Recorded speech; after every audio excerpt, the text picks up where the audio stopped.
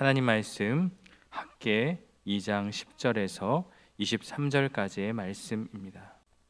맑은 물이 담긴 잔에 더러운 독극물이 한 방울 떨어진다면 그 물은 마실 수가 없게 됩니다. 아주 더러운 독극물이 가득한 그 물에 거룩한 물, 그러니까 깨끗한 물 한 방울을 떨어뜨린다고 해서 그 물은 깨끗해지지 않는다는 것을 우리는 알게 되는데요. 이것은 무엇을 말하는 것입니까? 부정함과 죄의 전염은 빠르게 확산되지만 거룩함의 전이는 쉽지 않다는 것을 우리에게 말씀하고 있습니다. 우리가 아이들을 키울 때도 마찬가지고 친구를 잘 사귀어야 된다. 어떤 환경의 중요성에 대해서 이야기하는 이유가 무엇입니까? 우리의 모습, 우리의 삶이 더러운 것에는 쉽게 오염될 수 있다는 것을 말하고 있는데요. 지금 이스라엘 백성은 성전 재건이라는 거룩한 일을 하고 있습니다. 물론 그들이 잠시 멈추었고 핑계를 대었지만 다시 성전을 재건하게 되면서 어쩌면 그들의 마음 가운데 거룩한 사람이 된 것 같은 착각 속에 빠지게 됩니다. 오늘 우리에게 적용해 보면 주의를 지키고 예배하였기 때문에 나는 거룩한 사람이다라고 착각하는 것과 마찬가지입니다. 물론 예배를 드리는 것이 중요하고 그 예배가 정말 거룩하고 또 그것을 통해서 하나님께 드려지는 그 예배이지만 우리의 삶이 그렇다고 깨끗해지거나 거룩해지는 것은 아니라는 것이죠. 우리의 삶 속에서도 또 다른 예배, 삶의 예배가 이루어져야 그것이 거룩의 삶으로 연결되는 것인데요. 지금 이들은 겉으로 보기에는 대단한 순종을 또 신앙이 회복된 것처럼 보이지만 하나님은 그들의 행동 이면에 마음 상태를 보셨습니다. 하나님은 외적인 행동과 어떤 보여지는 것이 아니라 그 마음 깊은 것을 꿰뚫어 보시는데요. 중요한 건 단순히 성전을 짓는 행위가 아닙니다. 그들의 마음이 하나님을 떠나 있고 그리고 그 모든 일들이 요식행위에 불과하다면 그것은 참된 경건이 아님을 우리 하나님께서는 지금 가르쳐주고 있는 거예요. 오늘 본문은 영적인 건강검진과 같습니다. 우리가 치료를 하기 위해서 의사는 검진을 하게 되어 있습니다. 피검사도 하게 되고요. MRI, CT, 엑스레이 같은 것도 찍기도 하고요. 심혈관 검사를 하기도 하고요. 혈압을 재기도 하고요. 여러 가지를 진단하고 검사를 해야 어떠한 방법으로 치료할지가 나오게 되는 거죠.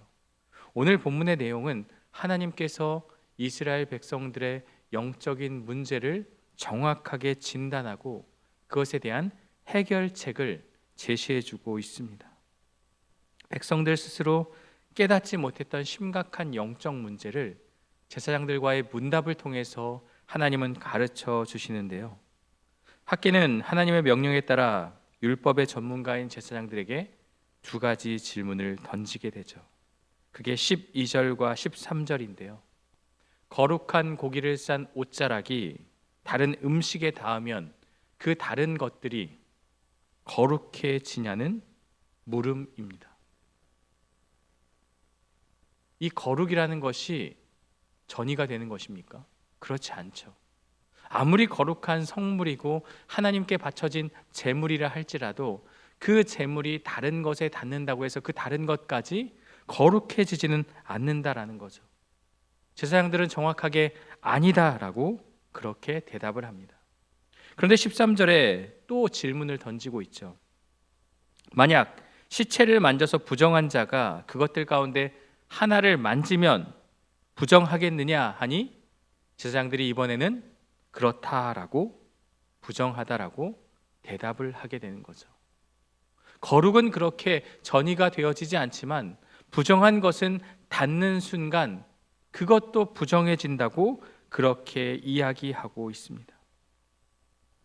죄는 쉽게 퍼져나가지만 거룩은 거룩한 신앙 행위만으로는 되지 않는다는 거죠.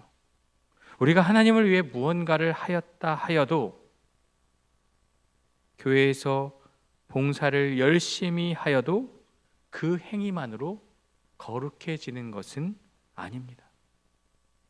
저도 청년 시절 정말 열심히 하나님을 섬겼지만 하나님을 만나기 전에 어떤 그런 열심은 사람에게 잘 보이기 위한, 나 스스로를 좀 드러내기 위한, 뭔가 보여지기 위한 요식행위로 그렇게 섬겼다는 것을 제가 주님을 만난 이후로 깨닫게 된 것이죠. 어떤 마음, 어떤 동기, 어떤 태도로 우리가 주님의 일을 하는가가 거룩함과 연결이 된다는 것입니다. 이 두 가지 원리에 대해서 질문한 후에 하나님은 충격적인 진단을 선포합니다. 14절인데요.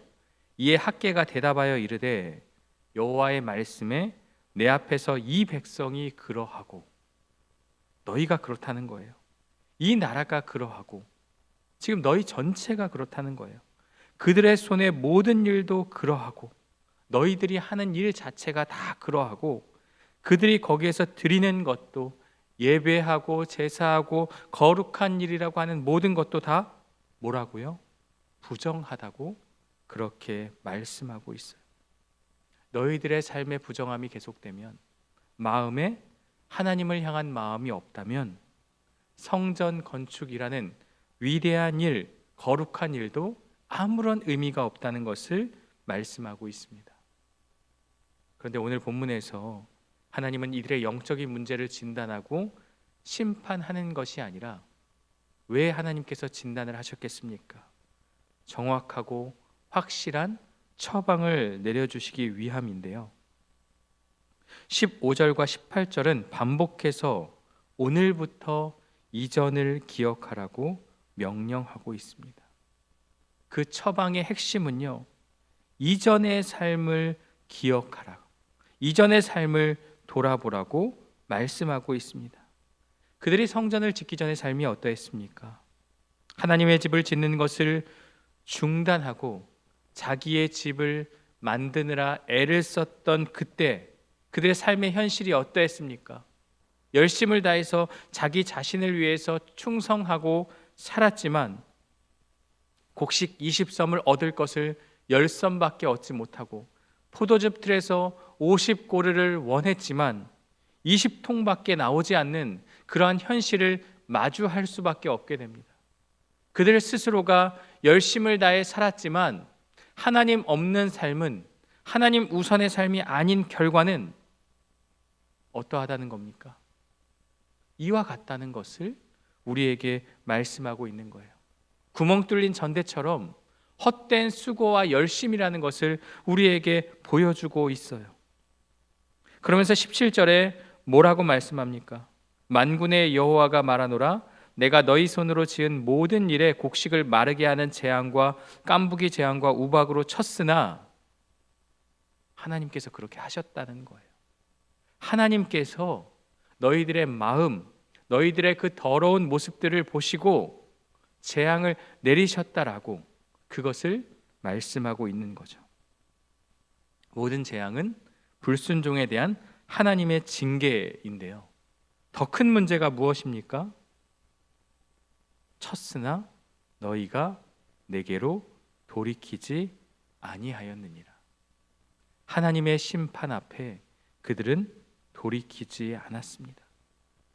징계를 통해서 돌아오기를 바라셨는데, 이 회초리를 통해서 깨닫고 돌아오기를 바랬는데 그들은 돌아오지 않았던 거예요. 그러니 계속해서 열심을 다해도 채워지지 않는 공허함과 반복되는 실패. 여러분, 하나님 없는 수고의 삶이 이와 같습니다. 우리가 열심히 일을 하고 이 땅에서의 삶을 준비하고 뭔가 몰두하면서 살면서 잘 되는 것처럼 보이지만 결국 하나님 없는 수고의 결론은 공허함, 허무함이라는 것을 우리에게 말씀하고 있어요. 내가 열심히 뭔가를 하였는데, 내가 정말 한눈 팔지 않고 최선을 다했는데 무언가 허무하다면 그 중심을 들여다볼 필요가 있는 거죠. 정말 나의 수고가 하나님을 위한 것이었는가? 나의 열심이 하나님을 위한 열심이었는가? 나의 모든 삶의 모습이 정말 하나님을 위해서 내가 했던 일인가? 문제는 거기에 있는 것이죠. 지금 하나님은 처방을 내리시는 거예요. 봐라, 너희의 그 징계의 모든 것 내가 그렇게 한 것 아니냐? 불순종했을 때 이러한 결과가 나오지 않느냐? 이전의 날들을 기억해 보라.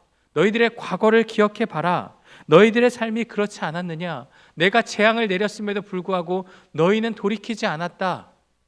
이 말은 똑같은 삶을 반복하면 그렇게 될 것이라는 하나님의 처방인 것이죠. 그런데 하나님은요, 놀라운 약속을 허락하여 주십니다. 19절인데요. 곡식 종자가 아직도 창고에 있느냐? 포도나무, 무화과나무, 석류나무, 감람나무에 열매가 맺지 못하였느니라. 여전히 현실은 똑같습니다. 그러나 오늘부터는 내가 너희에게 복을 주리라. 하나님께서 약속하실 때 그들의 창고는 여전히 비어 있었고 그들의 삶의 상황은 어제와 조금도 달라지지 않았어요. 그러나 오늘부터는 내가 너희에게 복을 주겠다. 이 약속의 말씀을 주시는 이유는 무엇입니까? 이 오늘부터라는 것은 네가 순종하기로 마음먹은 그 순간부터 모든 죄가 해결되지 않았고 성전이 완성되지 않았지만 순종하기로 하나님 중심의 삶을 살기로 결단한 그 순간 하나님께서는 복을 주시겠다고 약속하고 있는 거예요. 여러분, 이 복이 말 그대로 물질의 풍요, 그것을 말하는 게 아닙니다. 이 복은 정확히 말하면 하나님과 함께함의 복입니다. 나의 삶에 있어서 하나님이 함께 하시겠다. 내가 너를 지키고 보호하고 영원한 약속을 너에게 허락하겠다. 하나님은 이들의 마음의 전환을 보시고 복으로 약속하신 것입니다. 하나님께서 약속하신 복은 단순히 먹고 사는 문제 해결에 그치지 않습니다. 이 순종의 결단은 하나님의 계획과 연결되어 있는데요. 백성들에게 이 말씀이 주셨던 것과 달리 유다 총독 스룹바벨에게 하나님은 또 다른 메시지를 허락하는데요. 그게 21절과 22절의 말씀이에요. 너는 유다 총독 스룹바벨에게 말하여 이르라. 내가 하늘과 땅을 진동시킬 것이요 여러 왕국들의 보좌를 엎을 것이요 여러 나라의 세력을 멸할 것이요 그 병거들과 그 탄자를 엎드러뜨리니 말과 그 탄자가 각각 그의 동료의 칼에 엎드러지리라. 당시 유다 돌아온 이스라엘 백성들의 모습은 매우 초라합니다.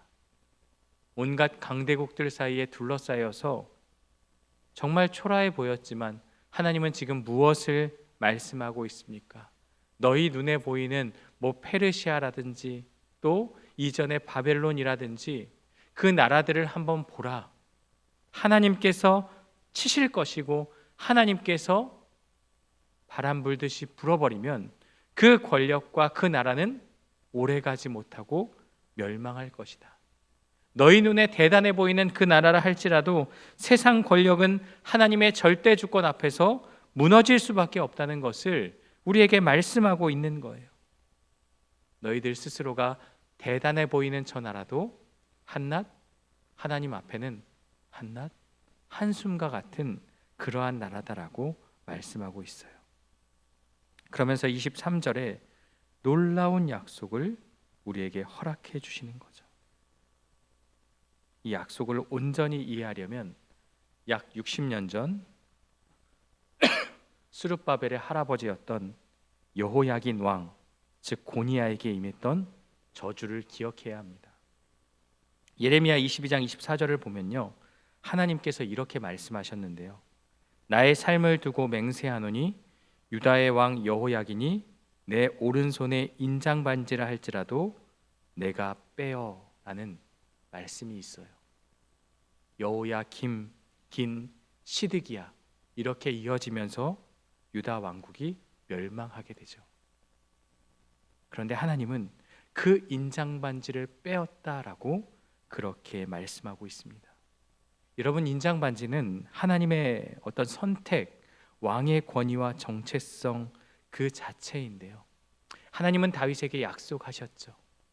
너희 왕조가 하나님의 뜻 가운데 거하게 되면 영원하리라 약속하셨습니다. 하지만 유다의 마지막은 매우 실망스럽고 하나님을 떠난 삶의 모습을 보이게 됩니다. 그래서 하나님은 잠시 그 인장 반지를 빼어 버리셨지만 이제 그의 손자 스룹바벨에게 모든 것을 뒤집는 약속을 허락하여 주십니다. 바로 23절인데요. 만군의 여호와가 말하노라, 스알디엘의 아들 내 종 스룹바벨아, 여호와가 말하노라, 그날에 내가 너를 세우고 너를 인장으로 삼으리니 이는 내가 너를 택하였음이니라, 만군의 여호와의 말이니라 하시니라. 잠깐 다윗 가문은 끝난 것처럼 보이지만 이 스룹바벨을 통하여서, 그리고 장차 메시아로 오실 예수 그리스도를 통하여서 그 모든 언약이 성취됨을 이 학개 선지자를 통하여서 그것을 보여주고 있는 것입니다. 너를 인장으로 삼으리니 다윗 왕조의 권위와 통치를 회복시키시고 그를 통해 이 메시아 계보를 이어가겠다는 하나님의 은혜로운 선포입니다. 이는 내가 너를 택하였음이니라. 스룹바벨이 잘해서도 아니고요, 이스라엘이 회개해서도 아닙니다. 하나님의 일방적이고 주권적인 선택입니다. 스룹바벨이 잘해서 자격이 있어서가 아니라 이 선택은 전적인 하나님의 은혜라는 거예요. 바로 저와 여러분들도 하나님께서 택한 자녀라는 사실을 잊지 않아야 합니다. 내 자격이 있어서 내가 뭔가를 잘해서가 아니라 그냥 하나님의 절대 주권에 의해서 선택받은 자라는 것, 바로 그것을 우리가 기억해야 하는 것이죠. 이 약속의 말씀은 스룹바벨을 뛰어넘어서 예수 그리스도 안에서 성취되는 것입니다. 이 성전을 재건하는 것은요, 단순히 물리적인 건물을 짓는 것으로 끝나는 것이 아닙니다. 장차 성전으로 오실, 우리 마음의 성전으로 오실 예수님의 오심과 그분의 영원한 나라에 대한 약속과 연결되어 있는 것입니다. 그냥 단순히 건축이 시작된 내 끝난 내가 아니라 장차 오실 메시아를 예표하고 있는 행위이기 때문에 이 성전에 대한 모든 모습들이 중요하게 다루어지고 있는 것입니다. 이 학개서의 말씀을 이제 정리하며 우리는 두 가지 중요한 진리를 발견하게 됩니다. 첫 번째는요, 나의 활동이 아닌 나의 상태를 점검해 보아야 합니다. 우리는 교회를 섬기며 정말 분주하게, 또 일상생활에서도 분주하게 살아갑니다. 그러나 만일 삶의 중심인 하나님과의 관계가 무너져 있다면 우리의 모든 선한 일들도 오염될 수 있음을 기억해야 합니다. 내가 하나님의 일을 위해서 열심을 다하고 충성을 다하고 있지만 그 마음의 중심에 내가 이것을 하지 않으면 뭔가 찝찝하고, 내가 이것을 하지 않으면 복을 받지 못할 것 같고, 내 직분이 이러하니 내가 이것을 하지 않으면 안 되니까 억지로 하는 강요된 충성은 결국 그 본질을 훼손시키는 것이죠. 스스로 정직하게 우리는 질문을 던져야 합니다. 우리의 마음의 성전도 이와 같지 않은가? 내가 하나님께 단순히 복을 받기 위해서, 내가 이 땅 가운데서 하나님 앞에 뭔가 조건을 달아두고 그렇게 하는 모습이 아니라 정말 하나님을 사랑하고 하나님을 위한 마음으로 우리의 삶의 모습이, 그 중심이 그렇게 되어야 한다는 것을 우리에게 말씀하고 있습니다. 두 번째는요, 흔들리는 세상 속에서 우리는 하나님을 붙잡아야 합니다. 스룹바벨 그리고 지금 돌아온 자들의 시대는 너무나도 자신들은 초라해 보이고 연약해 보일 수 있습니다. 격변하는 세상, 흔들리는 세상 속에서 그들은 무엇을 붙잡아야 하겠습니까? 이방 나라의 절대 권력이 아니라 하나님을 붙잡고 하나님께 붙들린 인생이 되어야 하는 것이죠. 죄와 허물로 죽었던 우리를 예수 그리스도 안에서 피로 값주고 사셔서 너는 내 것이라 인치신 하나님의 사랑을 기억하고 또 기억해야 하는 것입니다. 흔들리는 세상 속에서 우리가 놓치지 말아야 할 것은 바로 예수님을 통하여서 우리에게 영생을 주시고 우리를 택하신 바로 그 인장 반지입니다. 이 세상의 모든 나라는 흔들리고 무너지겠지만 우리가 속한 하나님의 나라는 영원히 흔들리지 않게 됩니다. 우리가 무엇을 붙잡고 살아가야 하겠습니까?